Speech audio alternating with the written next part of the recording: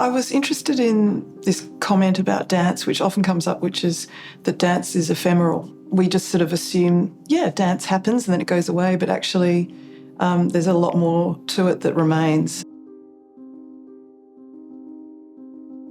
I looked at something that was going on in my choreography recently, where I was looking at how to dance without deliberately thinking of the movement we're doing. And behind that is this idea that if we get rid of the thinking, then what pathways and vocabularies appear, and perhaps these are the ones that I haven't been able to discover when I'm constructing something really concrete.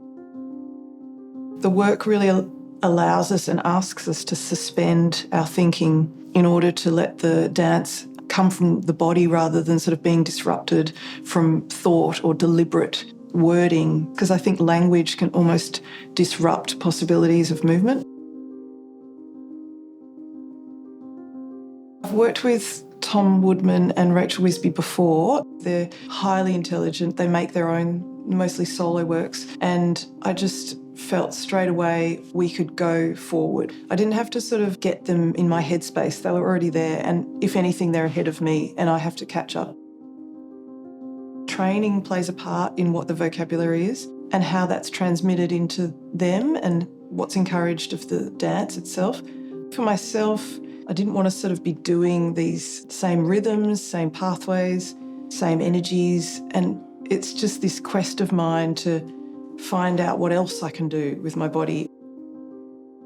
I think these idiosyncratic actions and these sort of destabilising, restabilisings that you see in the movement, they're an interest of mine that I sort of haven't finished with yet. Like, I just keep going back for more, like what else can we do?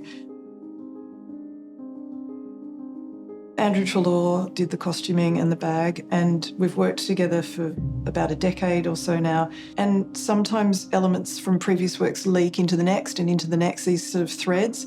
And the bag just has sort of been there since 2018 in some ways. I've often, through the years of making works, been interested in the public and the private quality of performance and sort of almost thriving on the theatre of the reveal. I really love how the bag echoes that kind of shielding and revealing, but there's a sense of, if we look like we can't see but we're being seen, there's something that's psychological about that too. And these elements that connect also up with shame or lack of shame. It's sort of a question mark, presenting the problem, not endorsing the problem. The patterning and the rhythm is fascinating because like the non-pattern becomes a pattern, and the sound, the music that Dwayne Morrison has composed for it is similar. This thing where you can sense that it's changed, but you didn't notice the change in the music. This sort of idea of having sections or chapters is sort of this undercurrent, but it's not clearly defined, which is something I'm interested in also. There is sort of energy states, so it's sort of like procedural, and then it becomes more convoluted or extremely sort of momentous, and then there's this stillness. When you get to the stillness, as the viewer possibly and as the performer, you do address whether you're still eroding that thinking as you were when you were in action at high speed. Sometimes your mind races when you're in stillness, so these paradoxes appear.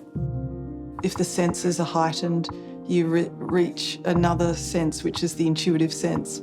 So, maybe that might occur with this dance. Maybe that's what happens. I'd love the viewer to be experiencing what we're experiencing. So maybe they'll go through phases where they're not thinking anymore. If that's the quest for us, maybe that is the quest for the viewer too.